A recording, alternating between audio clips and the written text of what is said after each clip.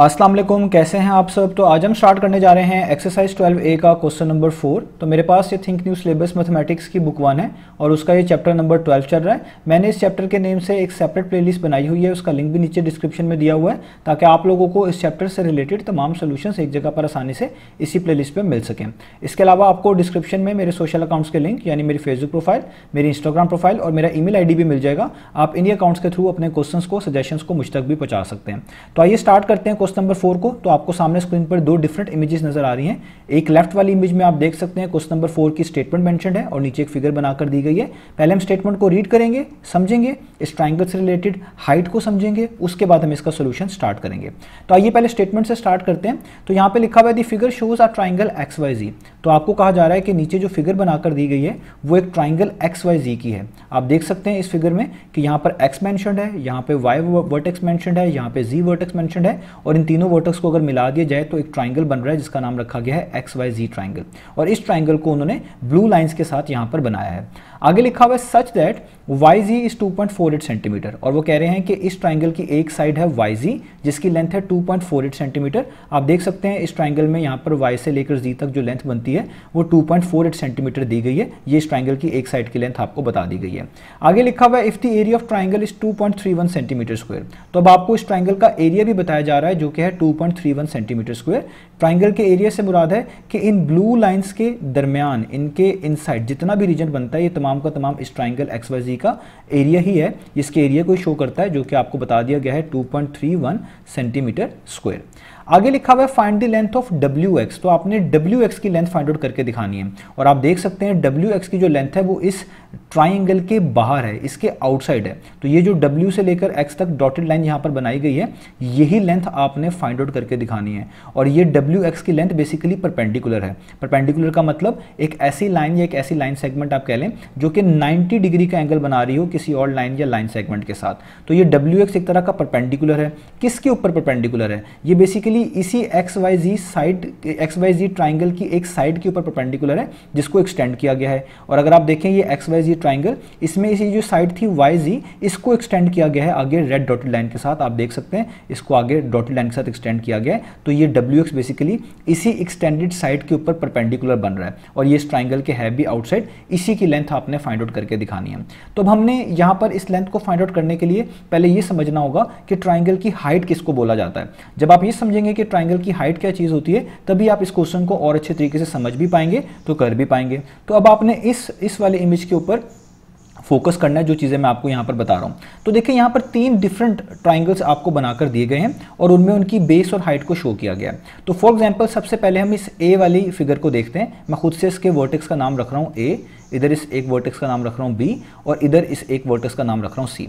तो किसी भी ट्राइंगल की हाइट होती है कि जो उसके किसी एक वर्टेक्स से एक ऐसा परपेंडिकुलर ड्रॉ किया जाए जो कि उस वर्टेक्स की ऑपोजिट साइड पर फॉल करे। यानी किसी भी ट्राइंगल की हम हाइट उसको बोलते हैं कि अगर आप किसी भी ट्राइंगल में किसी एक वर्टेक्स से एक ऐसी परपेंडिकुलर लेंथ ड्रॉ करें जो उसके बिल्कुल ऑपोजिट साइड पर फॉल करती हो तो उसी परपेंडिकुलर लेंथ को आप हाइट बोलेंगे और वो जिस साइड पर फॉल कर रही होगी उसको हम बेस बोलेंगे। जैसे आप देखिए यहाँ पर C वर्टेक्स से एक बिल्कुल परपेंडिकुलर लेंथ ड्रॉ की गई और वो कहाँ पर आकर टच की? इस C वर्टेक्स के ऑपोजिट साइड AB के ऊपर। तो ये जो परपेंडिकुलर लेंथ है, परपेंडिकुलर लेंथ का मतलब जो कि 90 डिग्री का ये एंगल बना रही है, ये C से लेकर लाइन जो यहाँ पर AB के ऊपर फॉल कर रही है तो आप देखें यहाँ पे 90 डिग्री का एंगल बना रही है। तो इसी को मैं परपेंडिकुलर लेंथ बोल रहा हूँ। तो ये जो परपेंडिकुलर लेंथ है आप देखें इसको क्या कहा गया है? हाइट। और ये जिस साइड पर फॉल करी यानी AB साइड पर फॉल करी उसको क्या कहा गया? बेस। तो आपके पास जो हाइट है और जो बेस है ये आपस में रिलेटेड है। तो जो परपेंडिकुलर लेंथ जिस साइड पर फॉल करेगी वही उसकी बेस कहलाएगी। ऐसा नहीं होगा कि बेस डिफरेंट हो जाए, हाइट डिफरेंट हो जाए। हाइट के लिहाज से बेस है और यूं भी कह सकते हैं बेस के लिहाज से हाइट है। अब आप देखिए ये दूसरा वाला जो आपके पास ट्राइंगल है जो कि यहाँ पर B वाले पार्ट में बना हुआ है, ये एक राइट एंगल ट्राइंगल है। इसके भी वर्टेक्स यहाँ पे लिख लेता हूँ, लेट से X Y Z। आप देखें इसमें जो Z वाला वर्टेक्स है इधर से एक परपेंडिकुलर लेंथ ड्रॉ की गई है बिल्कुल नीचे तक जहां पर आके उसने इस X को मीट किया। यानी ये भी एक परपेंडिकुलर ही है जो कि फॉल कर रहा है इस XY वाली साइड के ऊपर। तो ये जो परपेंडिकुलर लेंथ है ये क्या हो जाएगी? इसकी हाइट। और ये परपेंडिकुलर जिस साइड पर फॉल कर रहा है वो क्या हो जाएगी? उसकी बेस। तो ये XY के ऊपर फॉल कर रहा है, यहाँ पे आप देखिए 90 डिग्री का एंगल बन रहा है इस XY वाली साइड के साथ, तो ये क्या हो जाएगी? आपके पास बेस तो यहाँ पर भी आप देखें जो हाइट है और बेस है वो आपस में रिलेटेड है। तो ये लेंथ जिस साइड पर फॉल करेगी, या आप कह लें जिस वर्टेक्स से आपने ये परपेंडिकुलर लेंथ ड्रॉ की होगी उसके जो अपोजिट साइड होगी वही आपके पास बेस कहलाने वाली है, और परपेंडिकुलर लेंथ हमेशा हाइट कहलाने वाली है।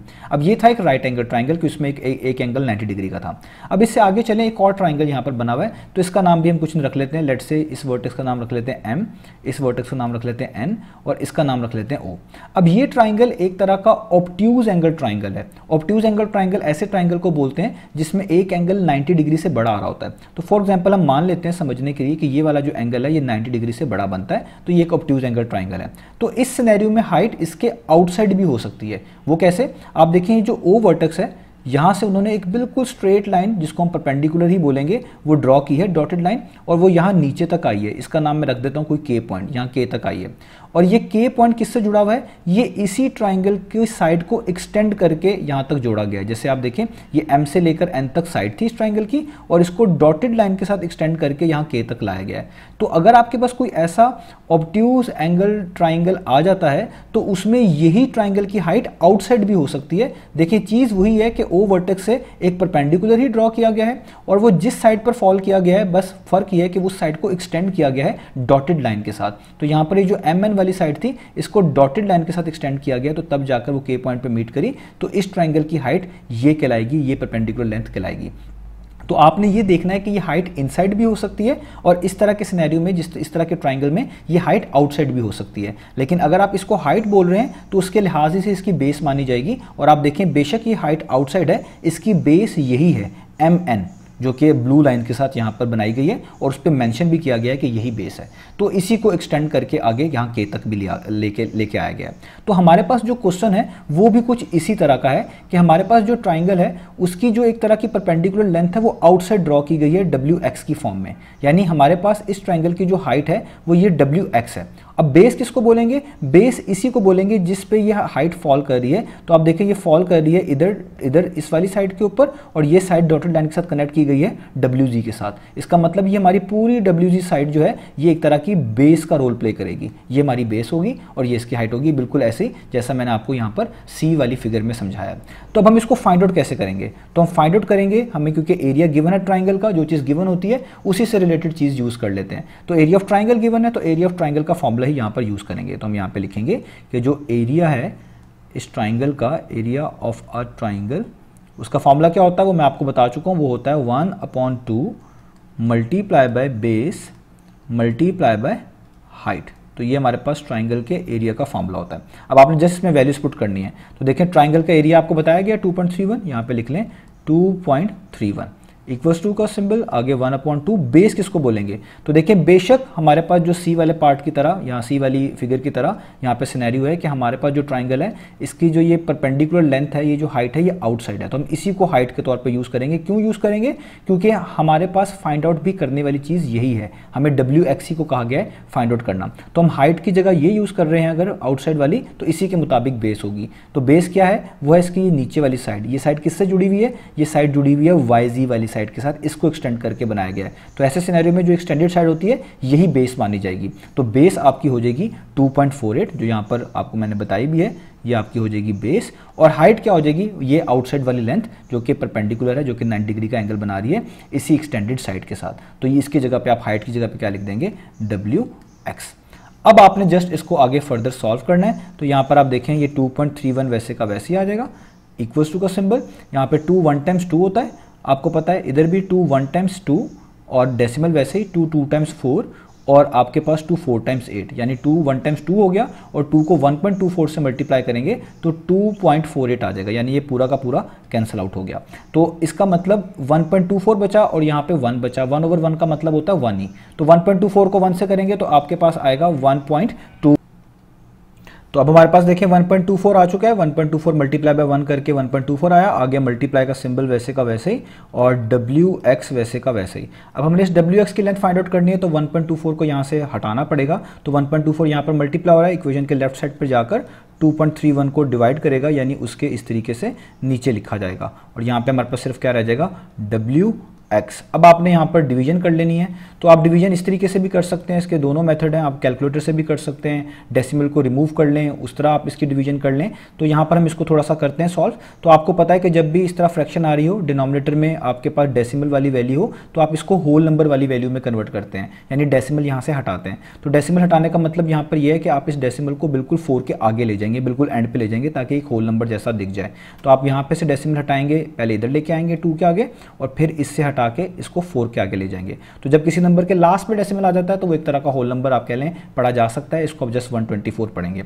और जितने नीचे मूव करते हैं उसी तरह उतने ही ऊपर भी डिजिट्स मूव करने होते हैं, यानी ऊपर भी डेसिमल को आपने 2 जो है ना डिजिट्स राइट पर लेके जाना है, जिस तरह यहाँ पर राइट पर लेके गए हैं। याद रखिएगा, जितने नीचे मूव करेंगे उसी तरह ऊपर भी मूव करेंगे। तो ऊपर भी डेसिमल को पहले 3 के आगे जाएगा और फिर वो आगे 1 के आगे चला जाएगा। तो ये एक तरह का बन जाएगा 231 और ये एक तरह का बन जाएगा 124। ठीक है, यानी अब आपको डेसिमल एंड पे लगाने की जरूरत नहीं होती, क्योंकि डेसिमल एंड पे आ जाए तो भी ठीक है, ना लिखा हो तो भी ठीक है। तो ये एक होल नंबर बन गया।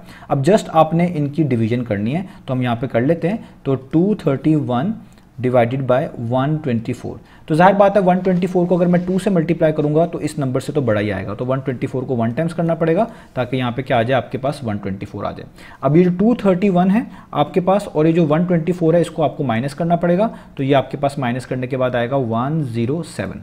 अब देखिए आगे कोई डिजिट बचा ही नहीं नीचे उतारने के लिए, तो यहाँ पे डेसिमल लगा लें, यहाँ पे डेसिमल लगा लें। अब आप यहाँ पर एक 0 भी लिख सकते हैं, जिसको आप इस तरीके से नीचे उतार लें, ताकि ये बन जाए 1070। अब आप 124 को किस नंबर से मल्टीप्लाई करेंगे कि 1070 के पास आ जाए। तो 124 को अगर आप 8 से करें तो आपके पास आता है 992। ठीक है, अब आप इनको फर्दर माइनस करें, यानी 10 या डिवीजन सारी आपको आती है, 1070 में से आप माइनस कर दें 992, तो ये आपके पास आ जाता है 78। अब ये नंबर भी जाहिर बात है आपके पास छोटा है, तो आपको इधर एक 0 लिखकर और उतार लेना चाहिए, ताकि क्या बन जाए 780। और अब आप देखें कि 124 को आप किस नंबर से मल्टीप्लाई करें कि आपके पास 780 के पास आ जाए। तो 124 को अगर आप 6 से मल्टीप्लाई करें तो ये आपके पास आता है 744, सबसे क्लोजेस्ट वैल्यू यही आती है। अब यहाँ पर भी आप 780 को और 744 को माइनस करेंगे तो ये आपके पास आ जाएगा 36। अब यहाँ पर फिर एक 0 आप यहाँ पर लिखें और नीचे उतार लें, ताकि क्या बन जाए 360। अब आपको पता है 124 को आप 2 से करेंगे तो आपके पास 248 आएगा, 3 से करेंगे तो 372 आ जाएगा, तो वो तो बड़ा बन जाएगा। इसका मतलब 124 को 2 से ही कर लेना बेहतर है। तो 124 को 2 से मल्टीप्लाई करें तो यहाँ पर आपके पास क्या आ जाएगा 248। अब आप यहाँ पर फिर दोबारा 360 में से 248 को माइनस करेंगे तो आपके पास आएगा 112, और ये इसी तरीके से इधर भी और इधर भी आगे चलता रहेगा। तो मैं यहाँ पर डेसिमल के बाद जैसे 3 डिजिट्स ले रहा हूँ, तो मैं कह रहा हूँ कि मेरे पास ये आंसर आ रहा है 1.862, और ये मेरे पास किसका आंसर है, ये बेसिकली लेंथ है मेरे पास WX। यहाँ पे मैं लिख लेता हूँ WX। इस इक्वालिटी के साइन को यहाँ पे लिखने की जरूरत नहीं है, तो यहाँ पे इसको हटा दें। और ये लेंथ है, ऊपर सारी डायमेंशन सेंटीमीटर में गिवन है, तो ये भी किस में होगी, सेंटीमीटर्स में होगी। आप देख सकते हैं यहाँ पर हर चीज़ सेंटीमीटर्स में गिवन थी। अब देखिए मैं इसको राउंड ऑफ कर लेता हूँ 3 सिग्निफिकेंट फिगर तक, ताकि ये और बेहतर हो जाए। ये मेरा फर्स्ट सिग्निफिकेंट फिगर डिजिट है, ये सेकेंड, ये थर्ड। तो थर्ड के बिल्कुल राइट पे, ठीक है, ये मैं 3 सिग्निफिकेंट फिगर्स तक इसको राउंड ऑफ करके लिख रहा हूँ। जो थर्ड के बिल्कुल राइट पे डिजिट बनता है वो 2 है। तो अगर इस सर्कल किया हुआ डिजिट 5 होता तो लास्ट वाले डिजिट में 1 ऐड कर देता, क्योंकि सर्कल किया हुआ डिजिट 5 से कम है, तो इस पिछले डिजिट में कुछ भी चेंजेस नहीं आएगी, यानी हो जाएगा 1.86 सेंटीमीटर। और WX यहाँ पर हमारे पास वैसे का वैसा ही। तो ये मैंने इस आंसर को 3 सिग्निफिकेंट फिगर तक राउंड ऑफ करके लिख दिया है। तो यही हमने फाइंड आउट करके दिखाना था। तो उम्मीद है आपको ये क्वेश्चन का सोल्यूशन समझ आया होगा। तो इंशाल्लाह ताला अब हम नेक्स्ट वीडियो से मिलेंगे बाकी सोल्यूशंस के साथ।